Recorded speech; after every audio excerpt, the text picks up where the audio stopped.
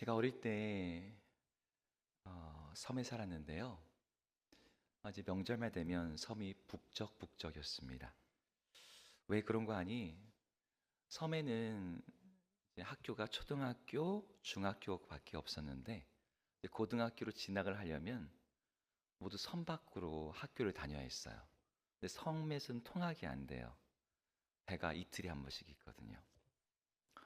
그러니까 이제 중학교만 졸업하면 형들이 누나들이 어, 이제 흔히 말하는 육지로 나가는 거예요. 낮에는 공장에서 일을 하고 밤에는 이제 공부하는 야간 고등학교를 대부분 진학을 했습니다. 근데 그러다가 언제 다시 섬으로 오느냐? 명절이 되면 돌아오는 거예요. 이 명절이 되면 이 과일 바구니며 내복이며 이렇게 다 들고서 배를 타고 섬으로 돌아오는데 그 배가 사람들이 가득 차서 이렇게 오면 정말 막 섬이 막 왁자지껄합니다. 근데 저희 아버지는 이제 섬에서 목회를 하시는데 누구 찾아올 사람이 없어요. 아무도 안 오는 거예요. 명절이 되면 오히려 이제 집은 썰렁해지고. 근데 어린 마음에 명절을 맞은 다른 집들이 너무 부러워서 우리 집에는 왜 아무도 안 오냐고 저희 어머니한테 누구라도 오게 하라고 막 울면서 때렸었던 기억이 있습니다. 그런데 잠시 그것도 잠시고 이제 명절 연휴가 끝나면 그분들이 다 어떻게 됩니까? 다시 배를 타고 나가는 거예요. 그러면 섬이 다시 텅 비고 적막해집니다. 명절 동안에는 막 잔치 분위기로 전도 붙이고 뭐 송편도 해 먹고 떡국도 많이 뭐 설보도 하고 뭐 많은 게 있었는데 일주일 사이에 그냥 섬이 오히려 예, 그 있다가 빈자리는 더 티가 난다고 더 이렇게 적막해지는 거죠. 혹시 이런 시를 읽어보신 적이 있으신가요? 제목이 이거예요. 설은 잔치는 끝났다.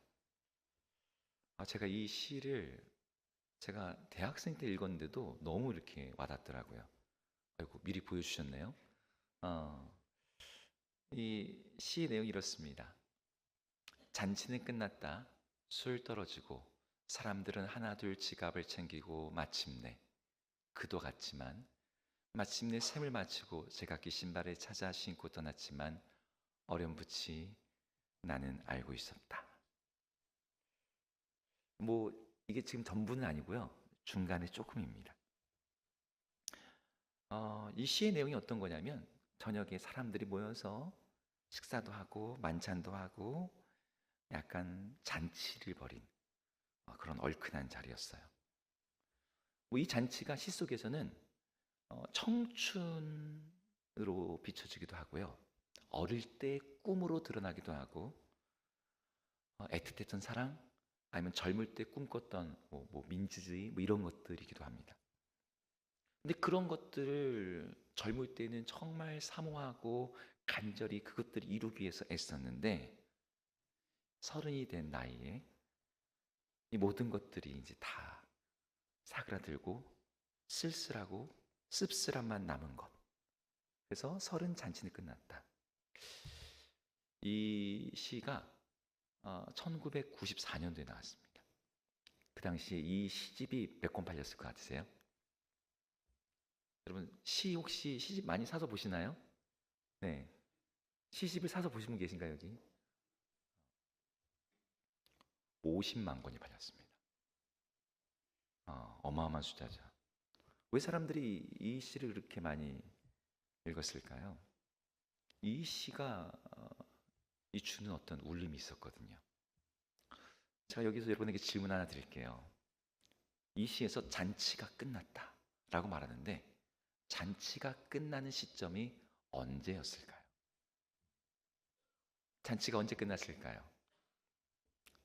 객관식으로 해드리겠습니다. 1번 계산을 마쳤을 때, 2번 자기 신발을 찾아서 신었을 때, 3번 서른이 되었을 때, 4번 술이 떨어졌을 때. 몇 번일까요? 이게 번호가 갈리는데 오늘 설교 제목을 여러분 떠올리시면 답을 찾을 수 있습니다. 네, 4번입니다. 흥겨움을 주는, 기쁨을 주는, 잔치를 북돋는 그 술이 떨어졌을 때입니다. 사실 교회 안에서 술 얘기를 하는 게 좀 어색함이 있어요. 우리 한국 교회는 한국이 워낙 술에 의해서 그 어려움을 많이 겪었고 우리 민족이 술로 인해서 이렇게 잃어버렸던 게 많기 때문에 한국 문화에서는 아예 술을 처음부터 기독교는 그리스도인의 바른 삶의 태도로서 금지했습니다. 오늘 본문에는 그런데 포도주 이야기가 나와요. 근데 여기 나오는 포도주를 여러분들이 생각하는 와인이랑 똑같이 생각하시면 조금 다릅니다. 유대인들은 포도주가 우리말로는 포도주 하나지만 헬라어로 히브리어로 보시면 포도주라는 단어가 10개가 넘어요. 그러니까 이 포도주라는 단어가 되게 세밀합니다. 마치 에스키모인들에게 눈이라는 단어가 30개가 넘는 것처럼 그 문화가 발달한 곳은 포도주 단어로죠. 보통 때 마시는 포도주는 물이 90%, 그 다음에 포도주가 10% 함유된 포도주입니다. 잔치 때 먹는 포도주는 좀 도수가 세요. 포도주 원액 50%, 물 50%. 그러니까 지금 우리가 먹는 와인하고는 조금 다르죠. 희석해서 먹어요.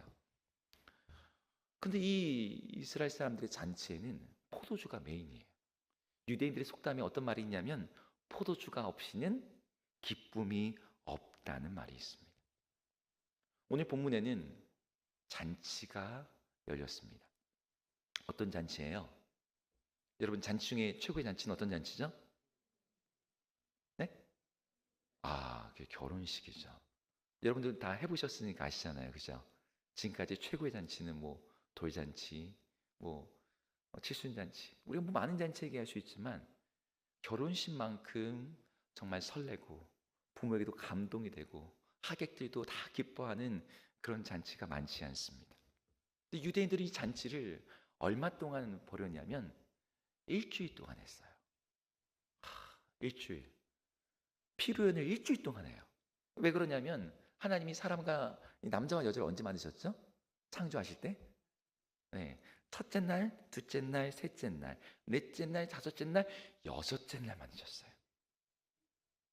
그리고 일곱째 날 뭐 하셨어요? 안식하셨어요. 그래서 유대인들은 창조 때부터 하나님이 남자와 여자로 만드시고 한 몸이 되게 하시는 그 일에 얼마가 걸렸다? 일주일이 걸렸다. 해가지고 혼인잔치를 일주일 동안 합니다. 일주일 동안 할 때 뭐 많이 이제 잔치 때는 음식이 중요하잖아요. 그러니까 이제 하객들이 오면 일주일 동안 거기 머물면서 먹는 거예요. 그러니까 음식을 얼마나 많이 해야겠습니까? 이때 이 마을 사람들이 친척들이 서로 음식을 해오고 품앗이도 하고 봉사도 하는 거죠. 예수님의 어머니 마리아도 돕는 손길로 오늘 이 가나의 혼인 잔치에 함께 있었던 거예요. 그런데 음식은 각각 해가지고 오더라도 잔치를 하는 신부집에서 꼭 챙겨야 되는 게 하나 있었습니다. 다른 건 다 누가 가져와도 되는데 이건 이 잔치를 직접 주관하는 이 결혼 잔치 여기서 어디서 하냐면 신부의 집에서 합니다. 신부의 집에서 다 준비해야 되는 게 있어요. 뭐였을까요? 우리 너무나 총명하시네요. 포도주입니다. 포도주. 아까도 말했던 것처럼 포도주는 없어서는 안 되거든요. 여러분 히브리어로 잔치라는 단어가 직역을 하면 무슨 뜻이냐면 마신다라는 뜻이에요. 잔치는 곧 마시는 거야. 뭘 마시는 거야? 포도주를 마시는 거죠. 유대인의 결혼식의 순서에도요 포도주를 마시는 순서가 있습니다. 약혼할 때는 이 신랑이 신부 앞에다가 이렇게 포도주를 따라서 이렇게 다 건넵니다. 그래서 신부가 이걸 어떻게 해요? 어떻게 할까요? 그 포도주를 받아가지고 마시면 거론하는 거예요. 근데 안 마시면 어떻게 되는 거예요? 안 하겠다는 뜻입니다. 이게 약혼식이에요. 그리고 정식 결혼식이 되면 이제 한 개의 잔이 아니라 두 개의 잔을 가지고 신랑과 신부가 서로 마주보면서 포도주를 마시는 순서가 있습니다.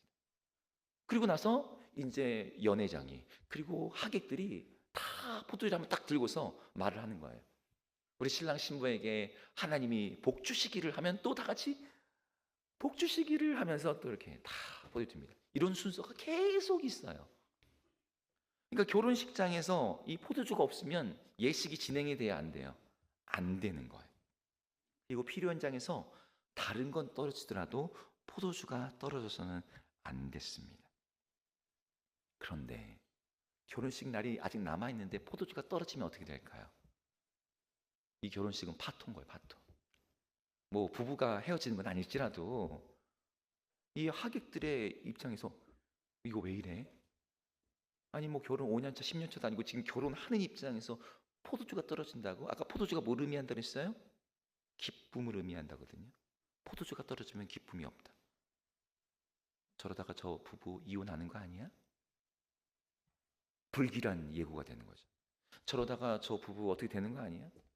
게다가 이 결혼식을 준비한 이 혼주 측에서 아니 포도주도 제대로 준비 안 하고서 무슨 우리를 초대를 해. 사람들이 계속 수군거리는 그런 수치스러운 잔치가 되어버리는 거예요. 그러니까 유대인들은 자녀의 결혼식을 준비할 때 뭘 가장 신경 썼을까요? 뭐였을까요? 우리 찬양대 너무 똑똑하십니다. 포도주를 준비했어요. 요즘엔 드레스 준비하고 뭐 다른 건 여러 신경 쓰지만 이걸 언제부터 준비하느냐? 이 신부 측에서 지금 잔치를 벌인다 그랬잖아요. 그럼 신부 측에서 준비를 하는 거기 때문에 언제부터 준비할까요? 응? 1년 전부터. 네. 1년 전이면 굉장히 오래 준비하는 거죠. 유대 문화에서는 아버지가 아이를 낳는데 애가 딸이야. 그럼 바로 그 해부터 준비를 시작합니다. 그 해부터 준비를 해요. 여러분 우리는 매 가을 겨울 때쯤엔 뭘 합니까? 김장이라는 걸 합니다. 그래서 김장을 통해서 봄까지 우리의 음식을 준비하듯이 매년 모든 가정은 각 집마다 포도주를 담가요. 이미 아시겠지만 팔레스타인 지역은 땅이 물을 길러와도 석회질이 많이 포함되어 있습니다. 그냥 먹으면 어떻게 될까요? 몸에 석회가 쌓여요. 병이 듭니다. 그래서 모든 음료에는 포도주에는 산성이 있잖아요. 석회는 알칼리성이거든요. 그러니까 함유를 해서 이 석회를 중화시키면서 마셔요. 포도주가 일상 음료예요. 그래서 포도주를 담근단 말이에요. 매해마다 우리 가족 먹을 포도주. 근데 딸이 태어나면 평상시에는 세 동이를 담그다가 딸 잔치를 준비하면서 한 동이를 더 마련해 놓는 겁니다. 그 매년마다 한 동이씩을 쟁여 놓습니다. 그러면 유대인 딸들이 보통 몇 살에 결혼했냐? 늦으면 20살, 빠르면 16살. 그러면 부지런한 아버지는 이 몇 개의 항아리를 준비해 놓을까요? 16살에 결혼하면 16개를 준비하게 됩니다. 네. 16개의 이 항아리가 있는 거예요. 그리고 이 딸이 결혼한 날 그렇게 쌓아놓고 준비했던 그 항아리를 개봉을 딱 하는 거죠. 자, 그럼 여기서 질문 하나 드리겠습니다. 어떤 거부터 개봉할까요? 1년산부터 개봉할까요? 16년산 개봉할까요? 네, 너무너무 총명하십니다. 16년산부터 개봉을 한답니다. 왜냐하면 사람들이 딱 왔을 때 말짱하게 오는데 이 잔치 어떻게 포도주 잘 준비했나? 첫 번째 이미지가 제일 중요하잖아요. 그러니까 딱 왔을 때 먹은 포도주가 최상의 포도주인 거예요. 그래서 16년산, 15년산, 14년산 하나씩 내려가는 거죠. 이제 잔치 끝날 때쯤이면 보통 3년산, 2년산 남습니다. 근데 그때쯤 되면 물 50% 섞은 거긴 해도 알달달 해가지고 사람들이 맛을 구분을 잘 못합니다. 그리고 그때쯤 되면 이때쯤 되면은 이제 한 1년산 나올 때 됐지. 그러면서 다 그냥 인정해줘요. 이 정도는 이런 뭐 어떻겠지 뭐. 그런데 오늘 이 이야기 속에서 포도주가 떨어지게 된 거예요. 우리 3절을 같이 한번 읽어보겠습니다. 3절 읽겠습니다. 시작. 떨어진 예수의 어머니가 예수에게 이르되 저들에게 포도주가 없다니. 포도주가 떨어졌어요. 아까도 말했듯이 포도주가 떨어지면 어떻게 됩니까? 그 결혼식은 평생 동네 놀잇감이자 수치가 되는 거예요. 그러니까 이 일이 얼마나 심각하신 것이었던지 잔치를 뒀던 예수님의 어머니 마리아가 잔치와 아무 상관이 없는 예수님께 이걸 얘기를 하는 거예요. 포도주가 떨어졌어. 자, 여기서 좀 질문 하나 드리겠습니다. 이 잔치에서 포도주가 왜 떨어졌을까요? 잔치를 준비한 신부 아버지가 포도주를 뭐 넉넉히 준비하지 못했으니까 그랬겠죠. 하객이 예상보다 많이 왔다거나 하객들이 많이 먹었다거나. 성경학자들은 왜 포도주가 부족했을까? 이런 걸 막 상상을 해요. 근데 대부분의 성경학자들이 뭐라고 추측을 하냐면 혼인 예식을 치르기 이 가정이 너무 가난했을 것이다. 매년 한 동이씩 준비해야 되는데 그만큼 사서 매년마다 할 그게 없는 거죠. 그러니까 급하게 혹은 조금씩 준비했는데, 여러분 결혼식 뭐 입장권 내고 오는 거 아니잖아요. 마을 사람이면 다 오잖아요. 그러니까 떨어지게 되는 거죠. 하지만 분명한 것은 여러분, 딸의 결혼식을 준비하는 어떤 아버지도 어떤 부모도 일부러 포도주를 부족하게 준비하는 부모는 없다는 거예요. 여러분, 누구도 이런 잔치를 열고 싶어 하진 않습니다. 아버지 된 마음으로는 딸 자식의 결혼식에 더 좋은 포도주를, 더 많은 사람들을 기뻐하게 하며 더 많은 포도주를 마시며 더 많은 축복과 덕담이 우리 이 딸의 가정에 주어지기를 원하는 게 아버지의 마음이에요. 이게 다 부모의 마음일 겁니다. 근데 여러분, 이게 자식을 향해서만 그렇습니까? 여러분, 우리 여기 무뚝뚝한 우리 남성분들 계시지만 우리 남성분들 그러시잖아요. 우리 아내한테 좋은 거 주고 싶으시잖아요. 그러시잖아요. 아멘? 아멘이시죠. 우리 좋은 거 주고 싶단 말이에요. 근데 좋은 거 항상 줄 수 있습니까?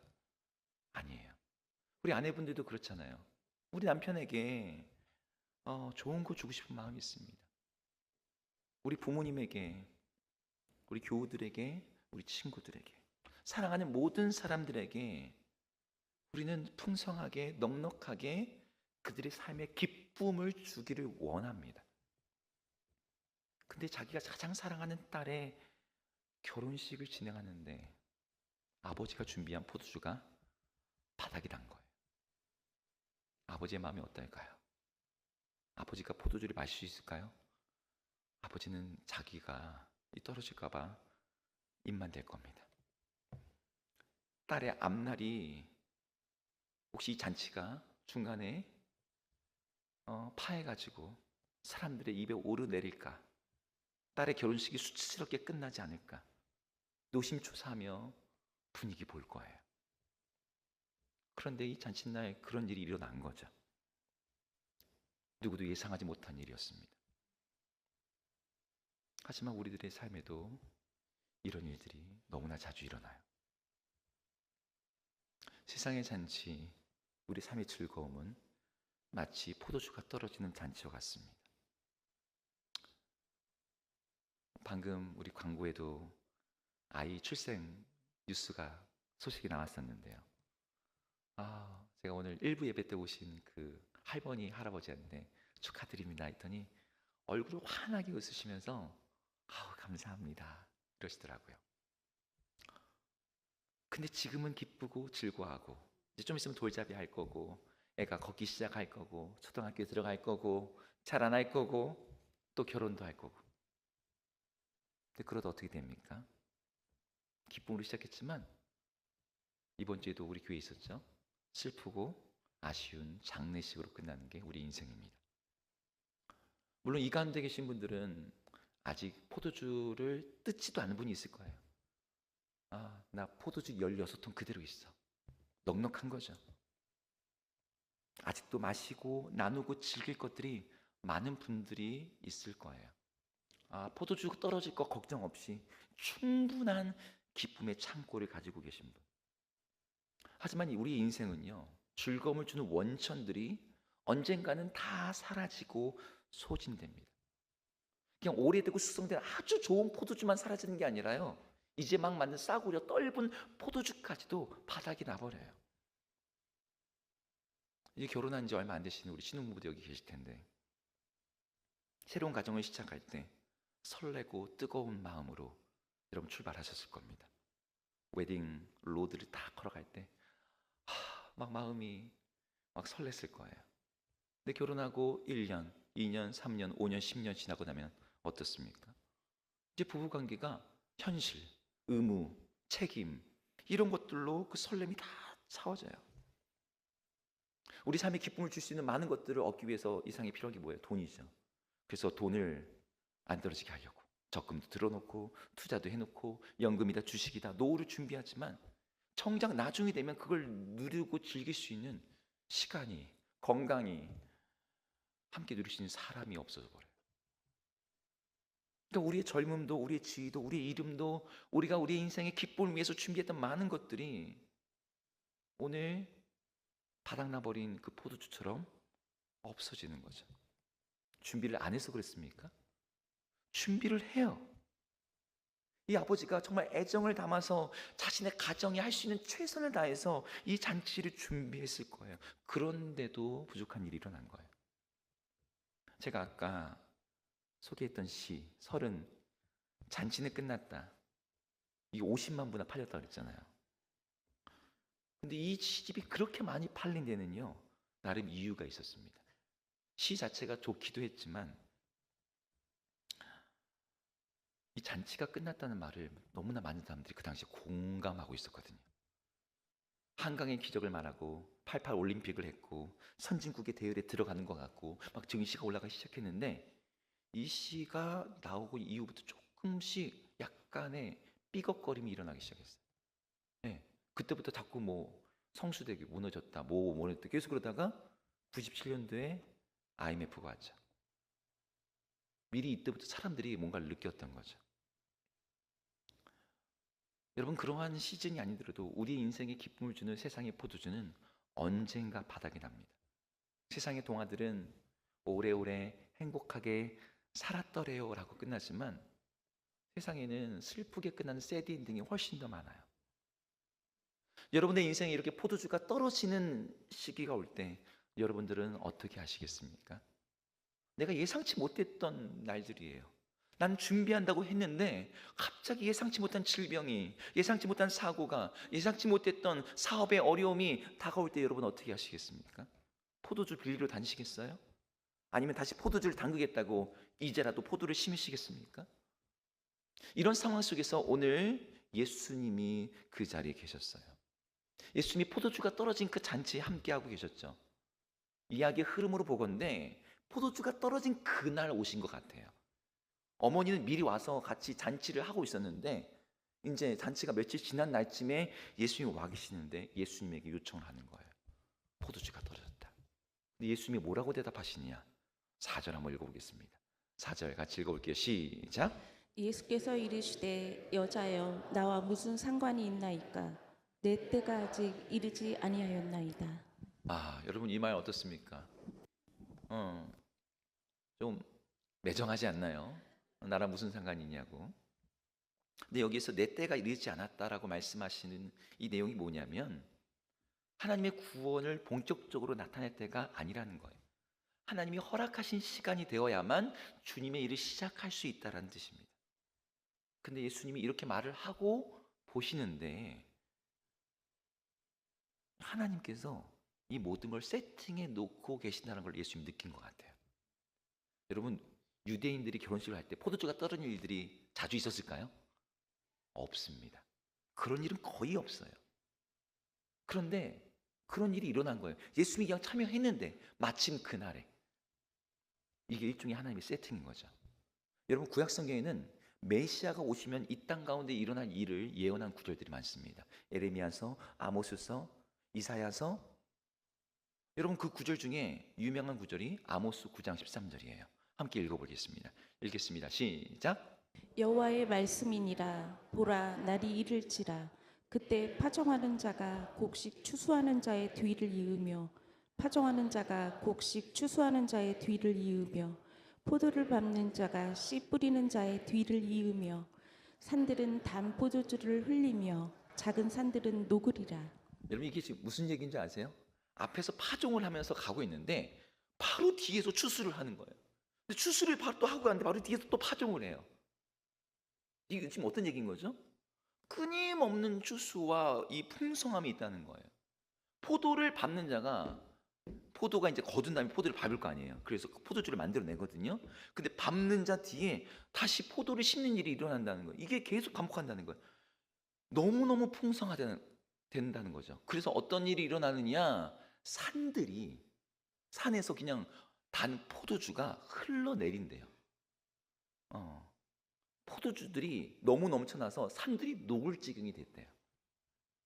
그러니까 메시아가 오실 때 이 포도주로 상징되는 기쁨이 넘쳐나게 될 것이다 라는 예언입니다. 예수님은 이것이 하나님의 사인이라는 것을 아셨어요. 인간적인 관점에서는 예수님이 결혼식에 참여할 이유가 뭐가 있습니까? 거기에 개입하실 이유가 없죠. 근데 메시아로서 이 사건에 개입하시는 거예요. 그리고 자신이 누군지를 오늘의 이 사건을 통해서 처음으로 드러내기 시작했습니다. 어떻게 드러내셨어요? 일하는 거기 하인들에게 포도주 항아리를 가져오라고 하지 않으셨어요. 사람들이 이 결혼식에 참여하게 되면 유대인들은 이 부정한 것, 이 정결한 것 굉장히 중요하게 여깁니다. 근데 그 당시 수소 시설이 없잖아요. 그러니까 이제 항아리 같은 데서 물을 떠다가 손을 씻는데 정결 예식을 따라서 6개의 큰 항아리에다가 물을 담아놓은 거예요. 그럼 하객들이 수백 명이 와도 그분들이 거기서 물을 떠가지고, 이 큰 항아리거든요. 항아리 하나당 100리터가 넘게 담깁니다. 그러니까 이제 이 물을 가지고 씻는 거예요. 근데 이제 처음에는 이 가득 차 있겠지만 하객들이 많이 오면 이 정결 의식에 쓰는 항아리에 물이 많이 비겠죠. 근데 예수님이 하인들에게 거기다 물을 채우라는 거예요. 그럼 6개면 600리터가 넘습니다. 하인들이 이거 힘들지 않겠습니까? 근데 하인들에게 물을 채우래요. 가득 채우래요. 아구까지. 그리고 나서 뭐라고 말하세요? 아구에 채우고 나니까 그걸 가져다가 연회장에게 가져다 주라는 거예요. 연회장이 누구냐면 잔치하는 자리를 말하는 게 아니고요. 그 잔치를 주관하고 있는 파티 플래너에게 가져다 주라는 거예요. 그 파티 플래너가 딱 먹고서 오케이 까라. 그러면 이제 쫙 가는 거죠. 근데 파티 플래너가 그걸 이제 먹도록, 원래는 뭐였어요? 손 씻는 물이었잖아요. 근데 그걸 가져갔더니 어떤 일이 일어나냐? 10절을 함께 읽어보겠습니다. 10절 읽겠습니다. 시작. 말하되 사람마다 먼저 좋은 포도주를 내고 취한 후에 낮은 것을 내거늘 그대는 지금까지 좋은 포도주를 두었도다 하니라. 연회장이 마시고서 맛을 보고서 깜짝 놀라는 거예요. 이 보통 연회장은 이런 결혼식 이런 것들을 주로 하는 사람이에요. 그 정도로 사회적 지위가 있고, 그러니까 어떻습니까? 포도주 한두 잔 먹어봤겠어요? 딱 먹어보면 아는 거죠. 근데 지금까지 좋은 포도주를 두었다. 아까도 말했지만 처음에 어떤 거 나와요? 좋은 거 나오고 나중에는 뭐가 나옵니까? 오래된 게 아니라 이제 막 만든 거, 금방 된 거, 아직 숙성이 덜 된 거, 떫은 거, 그거 나오는 거예요. 그런데 지금 이제 거의 잔치 끝날 때가 다가오고 있는데 정말 취한 사람들에게 이 정도로 좋은 포도주를 내 가지고 온다고? 아니, 방금 먹었던 포도주보다 더 좋은 포도주가 아직 남아있다고 말을 하는 거죠. 방금까지만 해도 이 포도주가 떨어져서 모욕과 수치를 당할 뻔했던 이 잔치가 예수님이 제공하신 그 포도주로 인해서 칭찬과 기쁨과 명예로, 아니 이런 포도주를 아끼지 않고 하객들에게 다 베풀려고 하다니 지금 이런 분위기로 완전히 전환이 된 거예요. 저는 이 이야기를 읽을 때마다 제 마음이 정말 따뜻해지고 어떤 소망이 생겨요. 사람이 온갖 정성과 힘을 기울여서 만든 포도주보다 우리 주님께서 예비하시고 정말 만들어주시는 그 포도주, 그게 비록 물로 만든 것일지라도 사람들을 놀라게 할 만한 그런 포도주라는 것. 질에서나 양에서나 세상의 포도주는 금방 바닥이 나지만 주님이 주시는 포도주는 결코 떨어지지 않아요. 그래서 잔치가 다 끝날 무렵인데도 그 6개의 큰 항아리에 새로운 더 좋은 포도주를 가득 채워주시는 우리 예수님에 대한 이야기. 그 예수님이 나의 주님이라는 거. 오늘 사도 요한은요, 이 사건을 기적이라고 부르지 않아요. 기적이라는 단어 대신에 다른 단어를 씁니다. 어떤 단어를 쓰냐면 표적이라는 단어를 씁니다. 기적은 흔히 말하는 초자연적 현상, 미라클입니다. 근데 표적은 영어로 번역하면 사인이에요. 사인. 여러분 사인 할 때 그 사인. 표시라는 거죠. 뭔가를 보여주고 드러내고 알려주는 표지판. 어떤 표지판입니까? 예수님이 메시아라는 것, 예수님이 하나님 나라의 왕이라는 것, 그 나라를 이 세상에 가져오시고 믿는 모든 자들에게 자기 백성을 삼으신다라고 알려주는 사인. 그래서 예수를 믿는 모든 자의 삶에 이러한 일들이 일어날 거야. 그 나라의 삶은 포도주가 넘쳐나는 삶일 거야. 이 세상에서 미리 보여주는 사인. 물이 변해서 포도주가 된 이 사건이 첫 번째 표적으로서, 정말 손 씻는 그런 물을 가지고서도 사람이 만드는 그 어떤 포도주보다도 더 좋은 포도주를 만드시는, 그래서 우리의 수치를 명예로, 우리의 슬픔을 기쁨으로, 우리의 빈곤함을 풍성함으로, 우리의 부족함을 넘치는 것으로 바꾸시는 그런 하나님이라는 것을 보여주는 사인이 오늘의 사건이라는 거예요. 여러분들이 이 주님을 믿으시기를 축복합니다. 네. 근데 우리가 믿는다고 하는데 우리들에게 문제가 하나 있어요. 우리가 그 예수님 믿긴 믿는데 남의 집 얘기가 아니라 우리 집에 포도주가 떨어지는 거예요. 남의 집은 그래 뭐 포도주를 만들었던 떨어졌던 그거 별로 신경 안 쓰는데 내 인생이 텅 빈 항아리처럼 되는 거예요. 여러분들 가정이 어떠신가요? 여러분들 사업은 어떠시고, 여러분들 지금까지 살아왔던 삶은 어떠신가요? 꽉꽉 채워져 있는 것 같습니까? 제가 나이를 들면서 경험한 신기한 게 하나 있어요.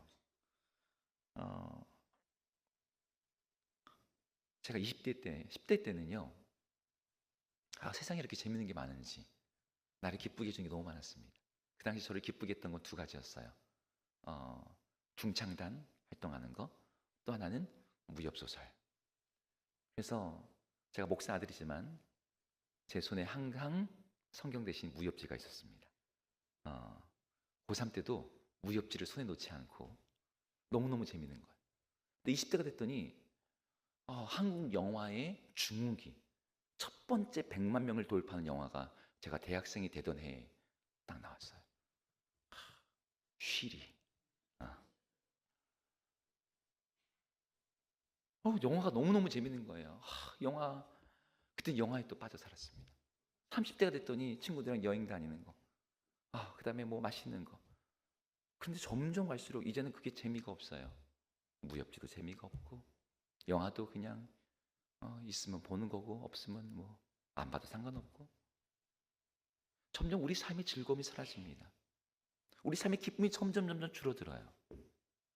제가 지금 이런데 여러분 저보다 나이가 더 많으신 분들은 더 그러시겠죠. 우리 인생의 기쁨이 이렇게 사라져갈 때, 우리 인생의 기쁨을 주는 것들이 텅 비어져 갈 때, 여러분 우리는 어떻게 해야 될까요? 예수님이 오늘 포도주 만들어 주시는 분이라는데 우리 삶에서도 그렇게 해주셔야 되는 거 아닌가요? 여러분 오늘 이 이야기 속에서 어떻게 이 반전이 일어났죠? 믿는 자의 삶 속에 그 떨어졌던 것들이 채워지는 이 역사가 어떻게 일어났습니까? 오늘 본문에는 두 가지 요소가 있어요. 하나는 어머니가 예수님께 지금의 상황을 얘기를 했다는 거예요. 이거 우리는 기도라고 말할 수 있을 겁니다. 또 하나는 이 결혼식에서 일하던 하인들이 예수님이 말하던 그대로 했다는 거예요. 이걸 다른 말로 순종이라고 말할 수 있을 거예요.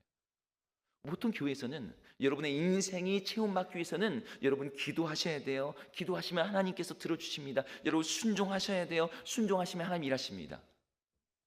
우리는 이거 아멘으로 받습니다. 근데 우리가 이미 기도하고 있고 여러분들 순종하고 있어요. 그런데 이 기도와 순종 뒤에 더 중요한 게 있습니다. 오늘 본문을 갖다가 해석하는 키가 되는 구절이 5절입니다. 5절을 함께 같이 읽어보겠습니다. 읽습니다. 시작. 그의 어머니가 하인들에게 이르되 너희에게 무슨 말씀을 하시든지 그대로 하라 하니라. 여러분 이 말은 시키면 시킨 대로 하라는 뜻이 아니에요. 여러분 이 말의 뜻이 뭐냐면, 여러분 결혼식에는 그 잔치를 주관하는 사람이 있다고 얘기했죠. 그 사람을 연회장이라고 부릅니다. 그런데 기존에 이미 연회장이 있어요. 그런데 마리아는 하인들에게 이제부터 예수님이 연회장이야 라고 말하는 거랑 똑같은 거예요. 예수님이 그런 사람인 것처럼 대하라는 거예요. 예수님이 그 잔치를 주관하도록, 그래서 그분에게 잔치에 대한 전권이 있는 것처럼 하인들에게 그분에 대한 온전한 순종을 지시했던 겁니다. 이것이 저는 예수님, 메시아신 예수님께서 우리의 삶을 풍성한 포도주로 채우시는 비결이라고 믿어요. 많은 사람들이 예수님을 결혼식의 하객 정도로만 모셔옵니다. 여러분, 그때는 아무 일도 일어나지 않습니다. 물론 예수님이 우리 삶에 오시면 좋지요. 그분이 내 삶에 들어오셔서 함께 기뻐해 주시고 즐거워해 주시고 자리에 오셔서 자리를 빛나게 해주시면 감사하지요. 예수님, 내 인생의 기쁨의 자리에 함께 해주세요. 그런데 예수님을 딱 그 자리, 그 역할로만 두는 거예요. 예수님에게 덕담이나 듣고, 예수님도 한번 축배 한번 들어주시죠.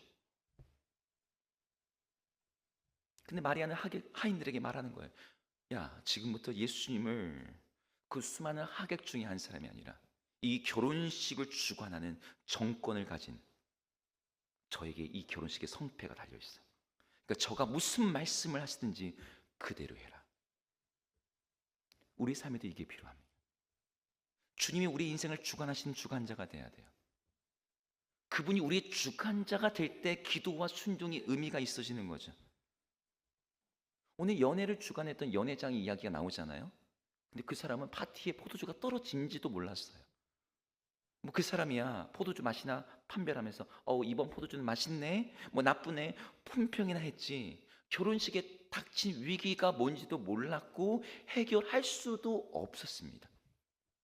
그러나 예수님께서 이 잔치의 주인인 것처럼 여기고 그분에게 순종했던 하인들은 알았어요. 이 결혼식에 닥친 위기가 무엇이었는지, 그리고 그 위기를 예수님이 어떻게 바꾸셨는지. 여러분, 오늘 이야기 속에서 이 풍성함을 정말 누린 사람은 예수님이 만든 그 포도주를 마신 사람들이 아니에요. 그 결혼식의 신랑 신부도 아닙니다. 누굴까요? 네, 그 일에 순종함으로 물떠왔던 하인들, 그리고 옆에서 그걸 지켜봄으로 그 모든 것들을 통해서 예수님이 우리 인생의 기쁨을 채워주시는 메시아라는 것을 믿게 된 제자들. 예수님께 순종하지 않고 그분을 내 삶의 왕으로 모시지 않은 사람들에게는, 여러분, 내 인생에 일어나는 어떤 일들이 우연입니다. 그냥 운 좋은 해프닝으로 지나갈 수 있어요. 사실 오늘 예수님의 어머니 마리아가 오늘 결혼잔치에 포도주가 떨어졌다라고 했을 때 예수님이 나와 무슨 상관이 있나이까? 라고 하시는데 참으로 그렇습니다. 상관이 없는 이야기인 거예요. 여러분의 인생에 기쁨이 떨어지는 게 예수님하고 무슨 상관입니까? 하지만 예수님이 하객일 땐 상관이 없지만 그분이 이 잔치의 주관자가 되신다면, 예수님께서 우리 인생의 주관자가 되신다면, 예수님께서 우리의 인생의 기쁨을 조율하시는 분이 되신다면 그분에게 책임이 있어요.